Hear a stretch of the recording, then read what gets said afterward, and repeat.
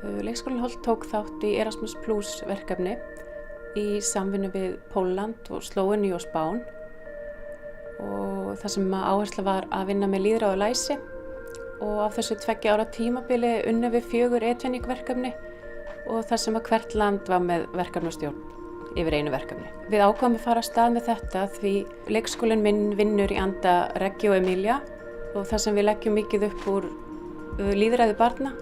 Þau hafi rétt til að ákveða og að raddir þeirra heyrist og læsi er mjög stór þáttur í bara íslensku menntakerfi og út allan heim.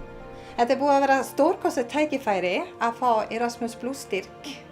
Þessum styrki hefur náttúrulega gert það kleift fyrir okkur að þróa samstarfið okkar ennþá frekar.